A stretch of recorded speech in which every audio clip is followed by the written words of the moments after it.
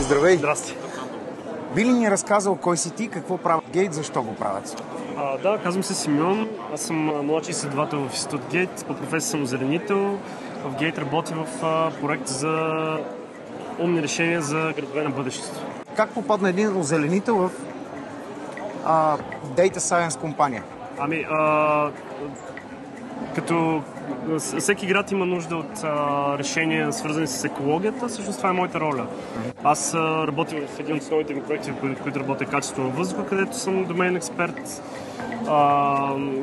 Зелени площи, което ми е пряката специализация, като там разработваме параметричен модел за градско планиране в сферата на всички ресори, но естествено и озеленяването е една много важна част от градовете. Планирането. Това звучи доста сложно. Имате много работа.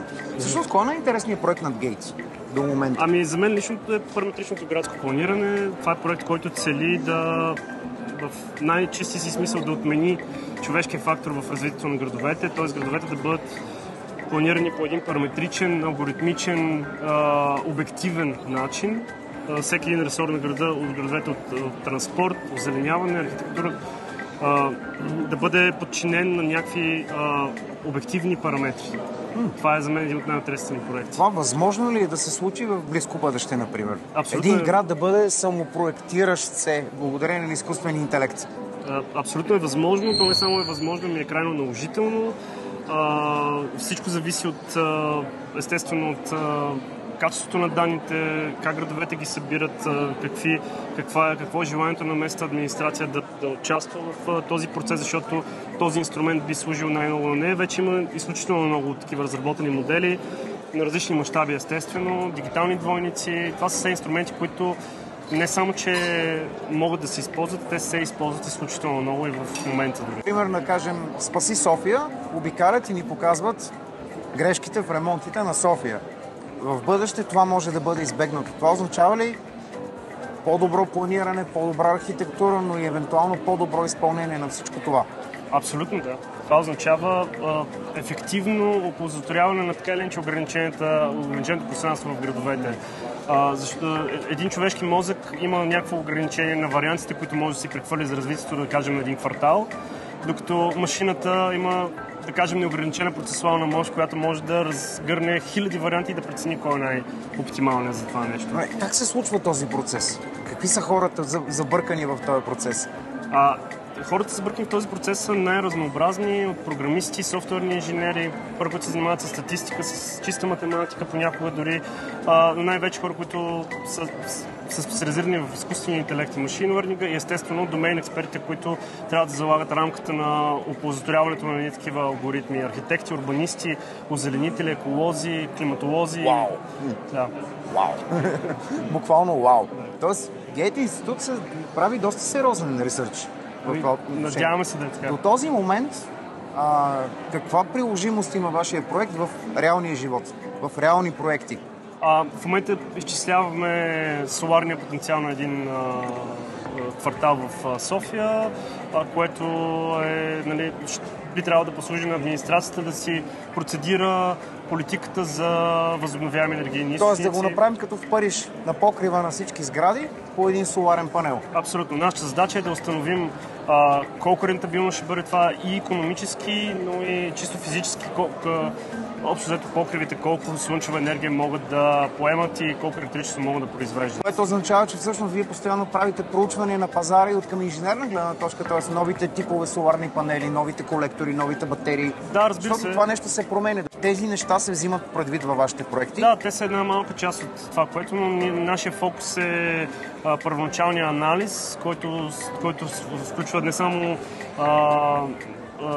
то включва много сложно заснемане на сградите, детайлно, геометрично с нашия дрон, след което използваме Computer Vision, за да можем да индексираме сложните типологии на застрояване, т.е. покривите, двускатни, трискатни и така нататък, какви са плоски. И на базата на това вече влиза точно това, което ти каза, за тези технически и икономически параметри на соларните панели. Гейт не е малък всъщност. За хората, които не знаят нали, какво е Гейт, защо е Гейт, как работи Гейт, вие сте неправителствена организация, институт всъщност, към Софийския университет, да. БАН или? Ние сме изследователски институт, част от Софийския университет, на практика в момента сме с институт на факултет. Имаме много партньорски университети, един от тях е Чалмърс, имаме колаборация с университети от Италия, Норвегия, Швеция, супер. Холандия и да. Как се попада в Гейт? Какъв е профила на човека, който работи в Гейт? Примерно в твоя случай казваш, аз съм озеленител, т.е. архитект по образование. Изключително далече от цялата техническа част. Да. Тоест, професиите постоянно се замесват и се преплитат. Да. Какъв е профила, примерно, на един твой бъдещ колега архитект, който би искал да попадне в Гейт? Какви умения трябва да има? Уменията, които трябва то по-важният въпрос може би не е умението, което трябва да има, желанието, което трябва да има за работа. При нас работата е изследователска, научна, но и с приложен характер. Човек, който... Общо хората, които идват при нас, са хора, които разсъждават едромащабно. Това са хора, които не се вталясват толкова много в павелицата, а повече в голямата картинка, как в бъдеще ще се развият градовете. Трябват изключително много софтуерни инженери, програмисти. Това е нещо, което от най-много имаме нужда. Млади хора, надъхни, които са с отворени умове и не смятат нищо за невъзможно. Супер! Всъщност, ако си говорим за програмисти, знам, че не питам правилния човек, но на теб кой ти е най-добрият приятел като софтуерен инженер в твоята компания? Кой ти помага най-много? Това трябва да е Петър, който по принцип е статистик, но доста така навътре с machine learning нещата. С него двамата работим по проекта за качество на въздуха. Той е завършил в Англия, там е неговата докторантура. Всъщност, да, това трябва да е Петър. Гейт предлага на първо време точно това развитие за млади хора без опит, хора, които искат да натрупат такъв. Естествено имаме нужда и от опитни програмисти, но имаме програма, която наема и младши следователи, имаме стажантска програма. В общи линии сме отворени за всякакви хора. Стажантската програма как се явява? През коя част от годината, предполагам, летния сезон, когато не е толкова натоварено? В принцип имаме почти постоянно отворени стажантски позиции. На нашия сайт е описано много добре. Имаме платформа за кандидатстване, доста интуитивна. Който е? gate-ai.eu. Това е момента. Тук да кликнете. Да. Да, и всъщност там се обявяват и свободните позиции. В момента има няколко нови позиции обявени, в бъдеще се обявяват и още.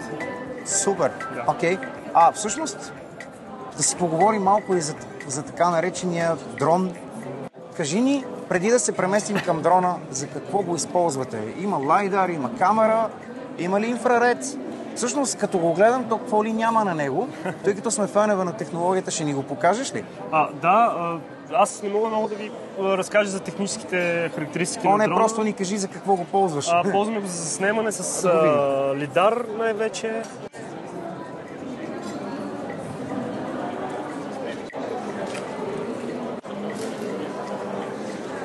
Яко. Доста снабден с една лидар система, която... Това е DJI, нали? Да, това е DJI. Супер. Абсолютно автономен може да бъде. Най-ценното за нас е лидара му, който сканира, общо взето създава един point cloud на доста прецизна геометрия, който ни позволява да след това да класифицираме, както ти разказах за типологии, може да индексираме автоматично дървесна растителност. Какво ли не може да правим с него? Общо взето той ни дава данни, които ни липсват. Това е голямо. Смисъл, това е голямо. Какво е основното вградено нещо на него? Виждаме камера, лидари, сензори. Да. За близост, отгоре, отдолу, от всички страни, нормално. Това е един доста скъп професионален дрон. Да. Но какви са опциите, които най-често използвате? Виждам, че всъщност това е камерата с лидара за този момент. Да, това е камерата с лидар. Това е нещо, което в момента най-много използваме. Планираме да имаме инфраред сензори. За измерване на температурата също. Като цяло има много възможности за прикачване на всякакви приставки. Нали, отново казвам, аз не съм супер технически запознат с него, но... В смисъл, че аз знам за моя. Да. Мисля, че това е доста по-големия му по-усъвършенстван и доста по-скъп събрат. Да. Да, в смисъл, лесно ли се лети с този дрон? Летял ли си? Аз лично не, но имаме квалифицирани пилоти, ради един от тях, които са изкарани съответните курсове и могат да... Да, за това ти трябва разрешение. За това ти трябва разрешение. В смисъл, този ти трябва разрешение, но за този със сигурност си трябва разрешение. Вау. Това е опасно. Не се ли изкушаваш да хванеш джойстика и... Честно казвам, не, предвид размера е доста така смущаващ. Смущаващ? Да. Аз бих си изкушил да се хвана за прангите и да видим дали ще ме понесе на някъде. Ами знам какъв е полезният товар, който може да носи, но... Ради, какъв е полезният товар, който може да носи този дрон? Със сигурност носи тази камера, която не е от най-леките, вероятно. В сурови условия сте го изкарвали? Супер. Имате ли планове да си купите още някоя друга интересна играчка? Ами в момента имаме лаборатория, която покрива район Лозенец с най-различни сензори за измерване на замърсяването на въздуха. Как така ги покрива? Имаме сравнително добро покритие на район Лозенец с сензори, които измерват качеството на въздуха. Имаме лидар сензори статични, които измерват движение, автоматично индексират движение, правят анализи. Имаме сензори, които мерят човешки поток, колко пешеходци вървят, и сензори за шум. Това е нещо, което в бъдеще скоро ще стане публично. Хората ще могат да видят какви данни събираме за градската среда и какво използваме за анализи. Това звучи интересно. Ами, това е Gate. Те помагат за градската среда, не само, в глобални мащаби. Предполагам, не говорим само за София, нали? Моделите, които разработваме, целта ни е да не бъдат прилагани само в София, но и навсякъде в България. Естествено, в момента сме се фокусирали в София. Това е място, където е разположена нашата градска лаборатория, но в бъдеще се надяваме да намерим още партньорски градове в България и извън нея. Супер. Ами, само мога да ви пожелая успех. Благодаря. Благодаря. Мерси.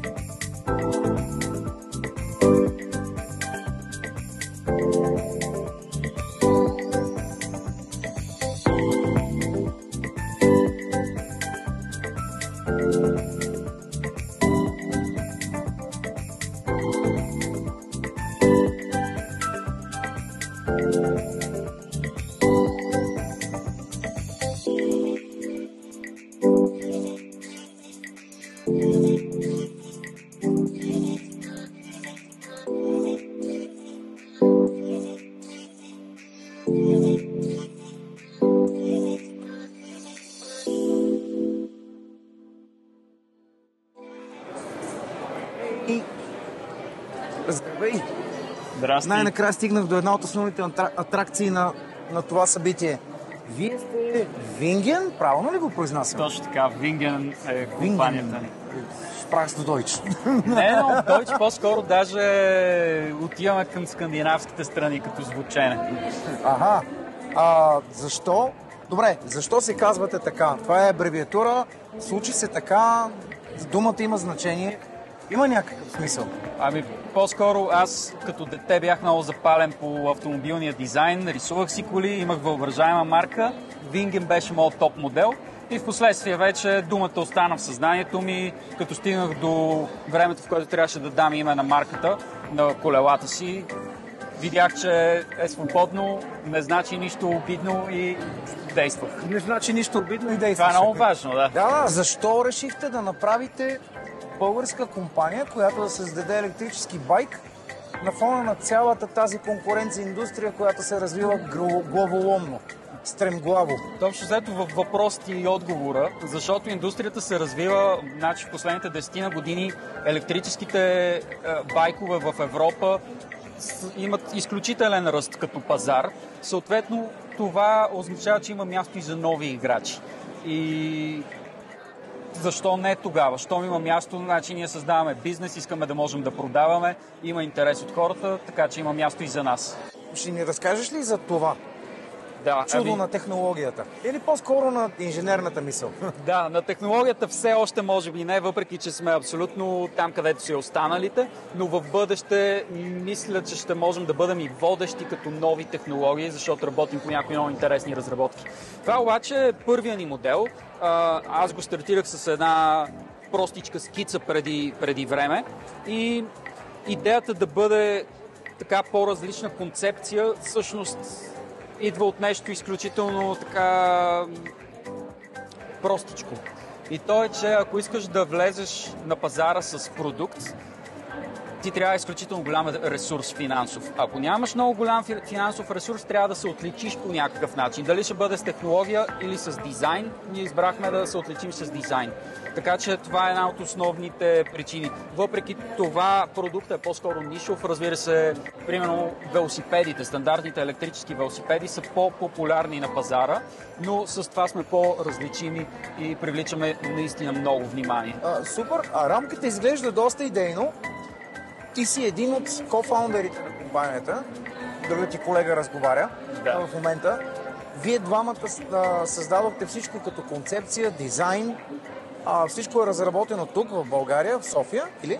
Така, значи аз основах, още нямаше компания, през 2016 започнах лека по лека да работя, отначало сам, последствие с различни хора. И инженерно може би 97% от работата е нещо, което аз съм свършил. Моят съдружник Денис се включи като кофаундър така по-късно. 2016 беше първата скица и тя беше в София, в къщи. Впоследствие всъщност работата по дизайна, част от нея беше извършена в Испания, в Словения, в Нидерландия. Все от мен всъщност. Колко време ти отне за построяването на първия прототип? Първите прототипи бяха сглобени съвсем в началото на 2019 година и ние всъщност ги показахме дори на Moto Expo изложението в София. Тогава бяхме и финалисти на един конкурс за дизайн международен в Белград и тогава бяха на практика първите прототипи, като от тогава насам модела претърпя доста промени, въпреки че все още не е започнал да се продава свободно на пазара. Това е нещо готово или вие разработихте нещо специално за този модел? Може би това е въпросът, да. Да, в момента по отношение на мотора той е готов. Голяма част от компонентите, които използваме за сега, идват директно от производители готови, като идеята е, че по този начин стартираща компания като нашата първо може да предложи добра цена и това, което е много важно, високо качество, така че дългосрочно хората да имат доверие в бранда. Планираме лека по лека да започнем да разработваме нови технологии самите ние. Супер, окей, това е първи ви продукт. Да. Какво следва по-натам? Ами, Пазара се развива много, интересен е и оттам и моделите, които ние ще предложим. Планираме да пуснем на пазара електрически велосипед, вече по-стандартен, отново с интересен дизайн, но стандартен велосипед. Товарни версии също, като едната ще бъде товарна версия на самия този продукт. Нещо, което много ми трябва на мен. Да, товарната версия е супер за градски доставки, особено е нещо изключително удобно и ще става все по-удобно. Нашата товарна версия, да кажем, ще бъде прекалено голяма. Чак толкова не мисля, че ти трябва 100 литра багажник. Там вече и батериите са много големи и целият продукт е по-скъп, защото е насочен към бизнеса. Има ли нещо особено в батерията на Винген? Батерията е литиево-ионна, като се сглобява в България. Менеджмент системата на батерията, BMS-а, така да се каже, също е направен в... Не е наша, с партньори работим, но български компании. Къде може да си го купи човек? Все още не сме започнали официално продажби. Това, което предстои е октомври месец, на 11 октомври стартираме Indiegogo кампания. Това е възможността човек да се здобие възможно най-изгодно с Винген, който иска може да се регистрира на сайта ни. След това вече ще изградим наш магазин, а в момента също така работим с дистрибутори, с които очакваме да сключим сделки съвсем скоро и те ще продават в техните мрежи, като тук става дума за европейски пазари.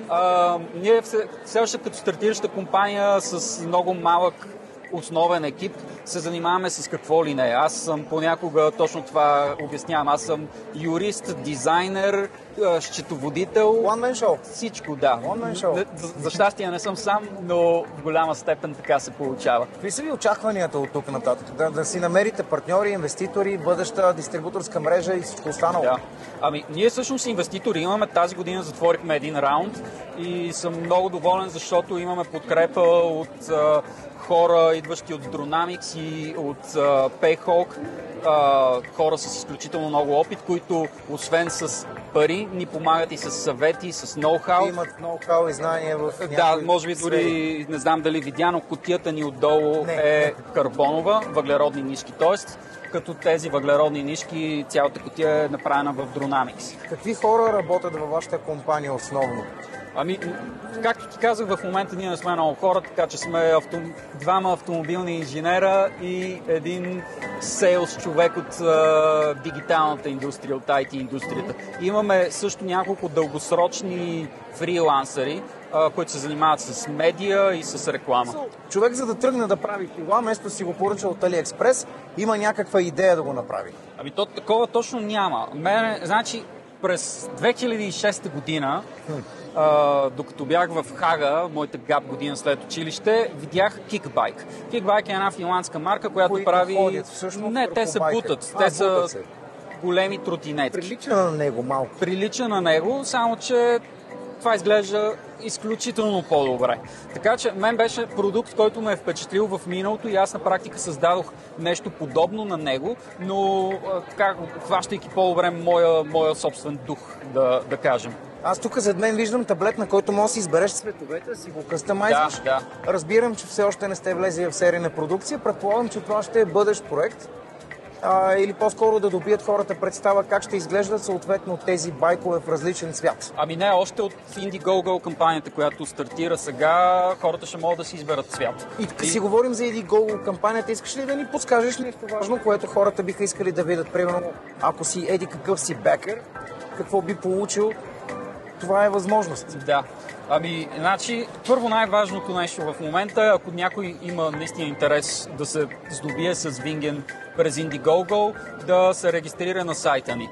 Като там може да остави своя имейл, при което ще има възможност да се възползват най-ниската цена. Супер. Ако наистина много ни повярва, ние ще сме много благодарни, може да остави депозит от $99, който депозит може да бъде прекъснат по всяко едно време преди кампанията и с това той отключва допълнителна отстъпка. Като казах, отстъпка, общата цена става $1099 щатски долара. Тази кампания ще бъде в долари, тъй като очакваме повечето бакари да идват от Америка. Аз ви вярвам. И доколкото разбрах, може и да го покараме. Може, да. Чудесно, айхом да караме. Айде.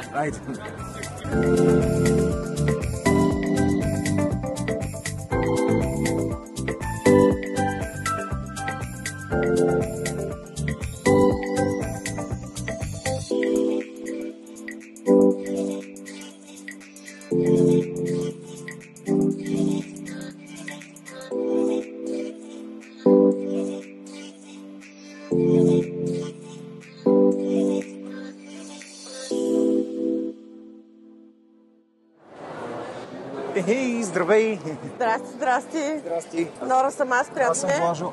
Били ни казала, всъщност вие сте тук много години. Ние сме тук на това изложение, може би трета или четвърта година. Ние сме още от самото Един начало. от основните спонсори Да, точно така. на събитието. Да. На Кошер. Каква е идеята на HRS да присъства на едно такова огромно събитие? Освен целият този нов рекрутмент, който се забелязва да ходи да щъка наоколо. Ами, тук са голяма част от хората, с които бихме искали да се срещнем и да им помогнем да си намерят нова работа. Тук са голяма част от нашите партньори, с които бихме искали да се видим и на живо, предвид обстановката последните 2 години. Срещите на живо са все по-редки и трудни за нас, така че това за нас е една възможност да покажем себе си като лице, като лица на компанията. От друга страна пък хората, които имат нужда от нашите помощи и услуги, да ни видят и да ни забележат. Как така се случи, че вие си присъединихте към идеята? Много ви хареса или? Ами ние всъщност, да, бих казала, че много подкрепяме каузата на тук-там. Понеже обикновено спонсорите, нали, са банка, продуктова линия, продуктова компания, пък човешките ресурси, нали, са някъде по средата между това да намериш правилния човек. Точно така. Вие сте точно, нали, сервисес, обикновено сервисес компаниите не винаги се считат за най-добрия спонсор, но ето пък виж, HRS успява да присъстват многократно, дългогодишно и с едни от най-хубавите щандове. Абсолютно, ние инвестираме изключително много в подобен тип събития, защото искаме да сме близо до хората. Изключително много вярваме в, пак ще кажа, каузата на там, това да се върнат хората, можещите, знаещите в България. И всъщност работим с много такива хора и с много такива компании, които търсят хора с международен опит, с международно образование. И всъщност това е начинът ние да ги срещаме. И за нас е много логично, че ние трябва да присъстваме на едно такова събитие. И не само да присъстваме, но и да го подкрепим по всякакъв възможен начин. Това е любимата компания от всички, които присъстват тук. Стига, знаем, че всички са най-любимата. HRS сме най-любимата компания. Това е ясно. Да, ясно. Има доста интересни компании в зависимост от проекти и среда, какво правят, средата. От IT компаниите бих казала Devrix. Много ми допадат. Аз познавам и със собственика им, имат изключително интересни проекти. От FMCG сектора в Икосота, те са ни партньор, така или иначе, имат много хубава култура. И разбира се, някои от най-добрите и най-големите работодатели са тук, като Lidl, Kaufland и така нататък, които също са... PaySafe, DBDR. PaySafe също от Fintech. Fintech, бизнес сферата, бекенда, фронтенда. Payhawk, които гръмнаха тая година. Всъщност една наша колежка отиде да работи като рекрутър там. Ти да видиш? Да. Изтървали сте я? Или я пуснахте да си? Не знам. Не, по-скоро я изтървахме.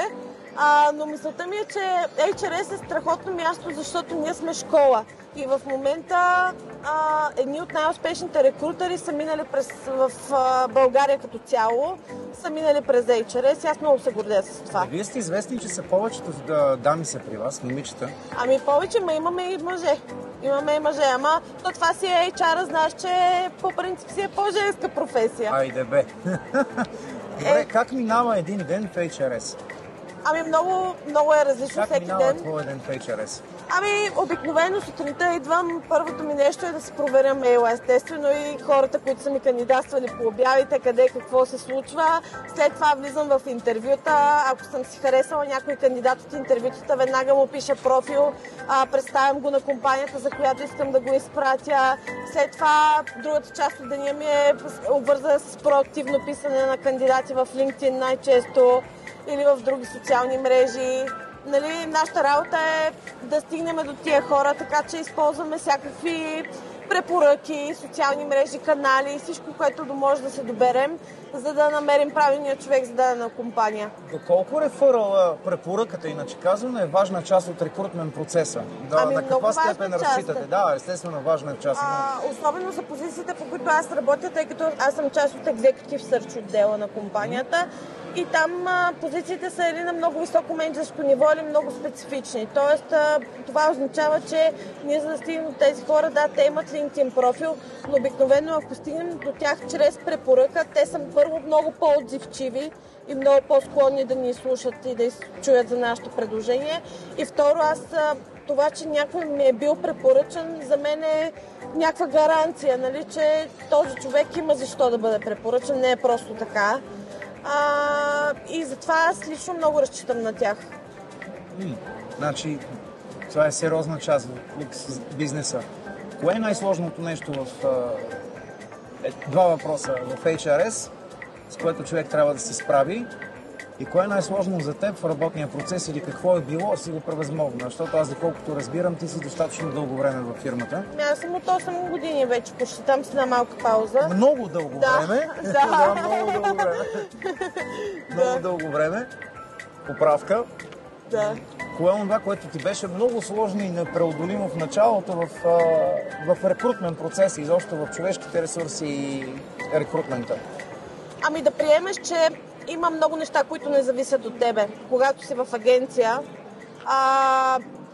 много неща, наистина ти правиш всичко възможно, но това как ще се представи един кандидат за работа и дали компанията ще го хареса, е нещо, което ти няма как да... В смисъл, можеш да прецениш кандидата, доколко е подходящ за дадена позиция, но той ще отиде на интервюто притеснен, ще си има някакви други филми там, които ще го занимават през това време. И всъщност има много неща, които ти колкото и да се опитваш, няма как да ги промениш или не зависят от теб. И това ми беше много трудно в началото да го приема, но в последствие осъзнах, че колкото и да не зависи дадено нещо от тебе, ти можеш да направиш всичко възможно, всичко останало в процеса да е максимално изконтролирано и максимално подредено, така че да работи в твоя полза. Супер. Да, има го този момент, в който ти си говориш с някой човек, прекрасен кандидат, успял се да го предразположиш, отива на интервю и блокираш. Да. И хората те питат, добре, този човек, що ни го пратихте? И дори не можеш да им обясниш, че това са два различни случаи. Абсолютно. Но аз винаги много държа на това да си подготвям кандидатите за всяка една среща. Те, нали, много по-различно е, когато ние ги изпращаме на интервю, когато те отиват на интервю сами без да са минали през нас. Защото когато отиваш на интервю без да си минал през HRS, ти не знаеш какво ще се случи на това интервю, не знаеш какви въпроси да очакваш, не знаеш кои са хората, какво представляват като стил на комуникация и така нататък. Аз това го знам, защото работя с тия хора и винаги им казвам, интервюто ще протече по този начин, средно толкова време отнема, такива въпроси можеш да очакваш и така нататък. И това хем успокоява човека от среща, хем той се представя по този начин по-добре, защото знае горе-долу на къде да си насочи усилията. С 15 години опит в дадена компания и 15 години не са ходили на интервю, абсолютно, а начинът на комуникация се промени и така нататък. Да, особено в Executive Search, със сигурност имаш много такива случаи. Да. Кой ти е най-любимият проект, върху който си работи в HRS? Има ли такъв?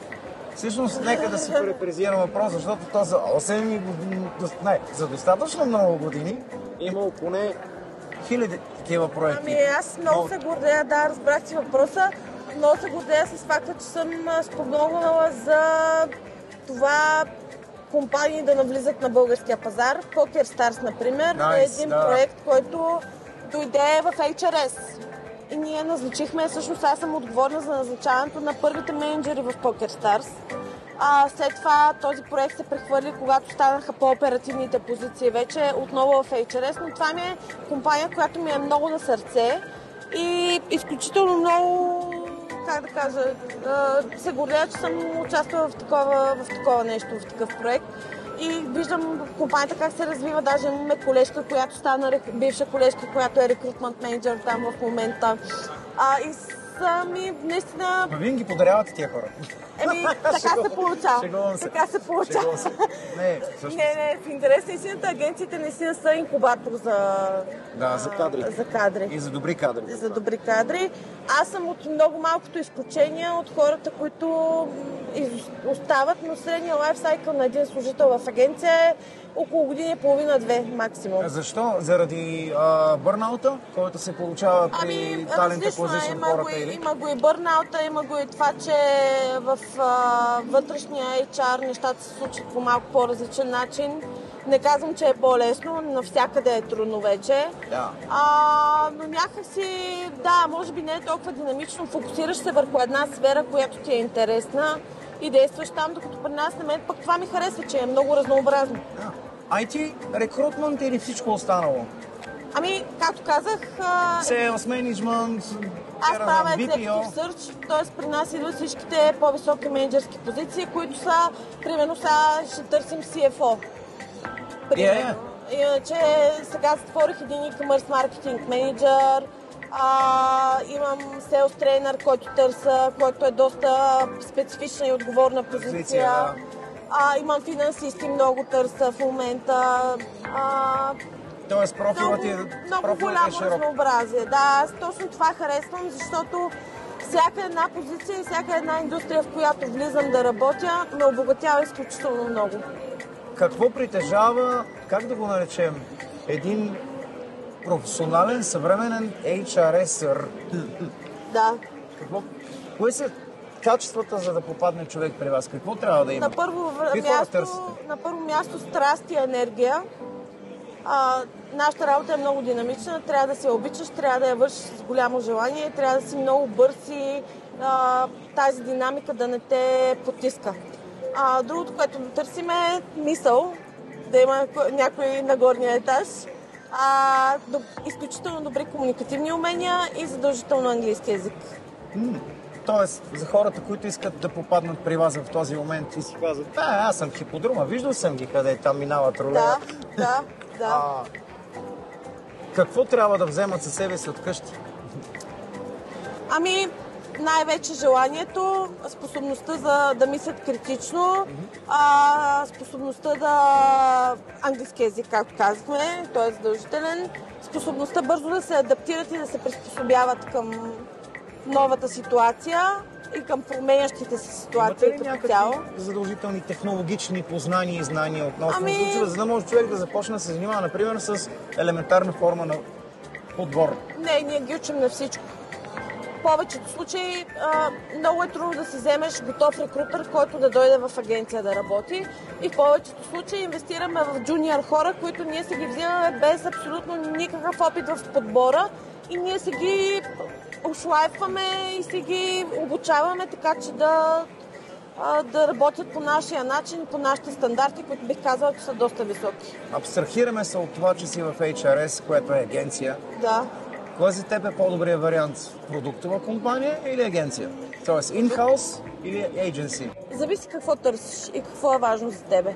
За мен е важно да има разнообразие, да ми е интересно да се развивам, да се обогатявам постоянно, да съм up-to-date с най-новото, с най-новите професии, с най-новите тенденции на пазара.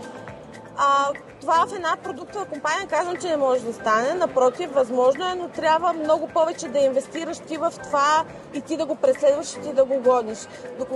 Докато когато работиш в агенция, самото естество на работа е такова. Тоест ти искаш, не искаш, трябва да можеш да се адаптираш. Там всичко е различно и динамично. Да. Още заето това можем да кажем, че е една динамика, която често е неотплатена от обратната страна. Получавате ли често хейт в процеса на работа, така да се каже? Да. Имаме хейт. За щастие клиентите са ни доволни, но има... Това май идва повече от кандидатите. Повече от кандидатите, да. Много работим... Какво се дължи това? Много работим в посока това да даваме регулярна и навременна обратна връзка, но понеже работим с толкова много хора, понякога се случва да изпуснем някой. Сега, за съжаление... обема е голям. Нямаме автоматизирани системи, които да ни казват, дайте обратна връзка на този човек и така нататък. Всичко си го правим сами. Всичко е hands-on. И може би едната причина, поради която получаваме някакъв хейт, който между другото не бих казала, че е много, в рамките на здравословното е. Да се приземим малко, нали? Да, в рамките на здравословното е, защото то навсякъде има хейт. В смисъл, хейта не зависи от това, което ти правиш, хейта зависи от хейтерите, нали? Има хора, които са с неприязън и негативност към почти всичко. Да. Но Къде виждаш HRS след края на всяко едно такова събитие като почва?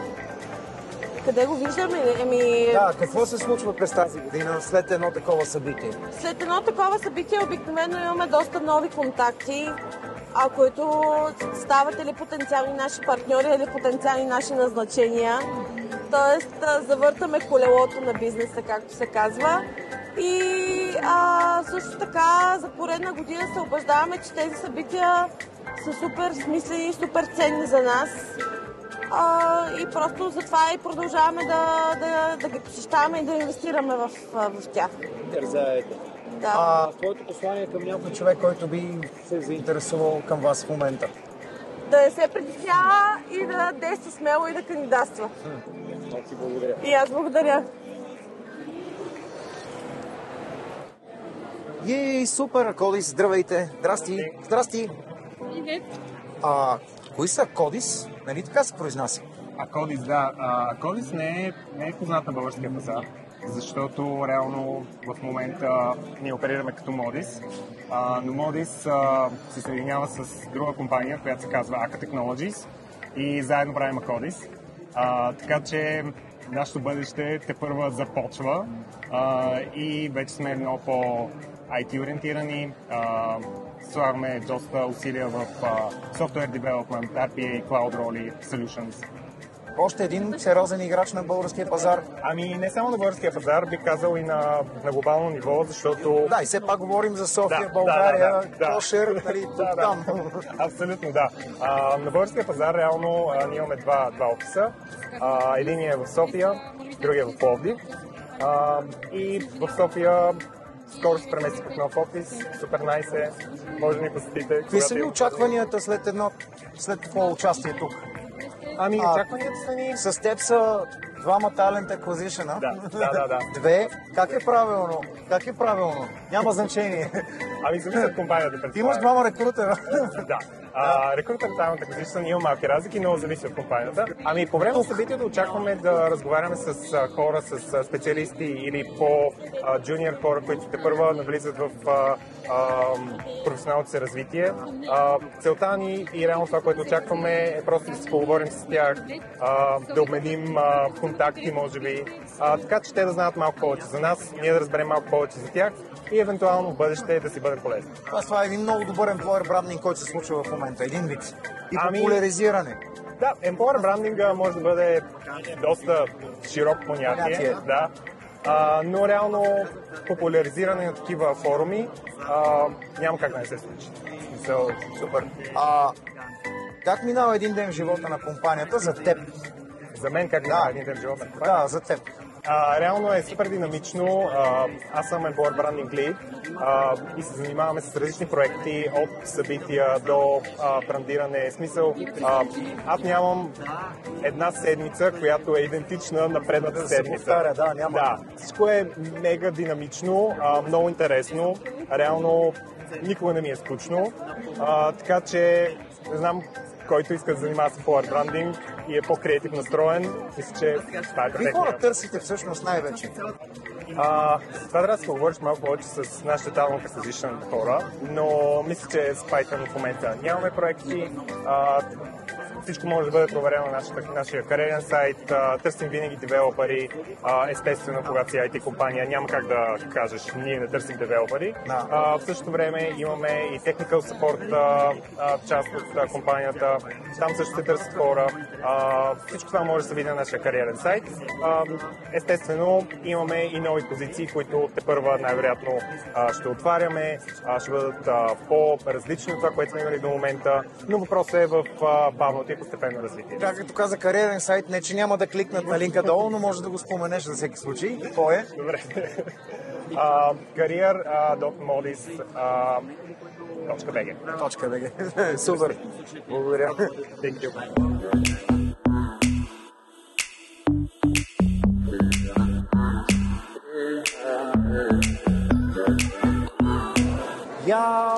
Paynetics. Здравей. Здравей. Би ли се представил кой си? Разбира се. Казвам се Крум Стойнов. Работя като рекрутмент експерт в компания Paynetics. За нашата компания Fintech фирма сме финансова институция за електронни пари. Payinetics, това, което може да предложим на клиентите ни, на бизнеса, на нашите партньори, е абсолютно цялото портфолио, което може да си представи човек в една банкова институция, само че дигитализирано. Тоест, нещата се случват много по-бързо, само през телефона, плащанията стават за секунди, това, което предлагаме като услуга, като продукт. Това ми звучи като български отговор на Revolut. Нека да го представя последния начин. Revolut е само един продукт, който може да се... Тоест, това, което предлага Revolut, е само един продукт, който ние може да предложим. Като цяло нашето портфолио е много по-широко и много по-мащабно от това, което се предлага Revolut, тъй като ние работим с всяка вид компании. От най-ниско рисковите през средно рискови, най-високо рискови бизнеси. Нашите услуги и продукти може да ги откриете абсолютно навсякъде на територията на Европейския съюз. Тоест, вие не сте нещо ново, което те първа прохожда, ами съвсем сериозно сте стартирали. Съвсем сериозно сме стартирали, съвсем сериозно в момента се развиваме, надскочили сме този етап на стартъп компания. В момента дори при нас тече една доста динамична трансформация, едни много динамични процеси, които са свързани с това, че самата структура се променя и вече специалисти ни определят като scale-up компания. Супер! Добре, в такъв случай, какви са очакванията на Payinetics, между 3 и 5 години? Между 3 и 5 години. Кого бихте искали да изместите от пазара? Айде, Revolut ги оставаме. Нека да говорим, т.е. да ти отговоря последния начин. Не желаем да изместим никой, тъй като нашата цел е да бъдем номер едно в финтех индустрията в рамките на следващите между 3 и 5 години. Това е нашата цел като организация и стъпка по стъпка спрямо целите, които имаме, стратегията и нашите ценности, ние се движим, смятам, в правилната посока. Вие сте насочени към крайни потребители или бизнес-ориентирани също? Бизнес-ориентирани, B2B, с уточнението, че бизнеса, който идва при нас, е посредством PSP-та. Тоест, ние не търсим активно своите клиенти, а те идват наготово при нас. Окей. Аз като потребител мога ли да се възползвам от услугите на Payinetics? Като потребител не. Работим само това е изцяло насочено към бизнеса. Изцяло насочено. Да, насочени сме и към криптото. Има го това и в нашото портфолио. Така че за хората, които се интересуват, могат да разгледат нашата страница и да открият това, което им трябва. Но да, с крипто със сигурност имаме допирни точки. Къде човек може да се възползва? Има ли регламентирани вече банкомати или вие работите абсолютно с всички? Свободно? Маестро, Мастер, Виза?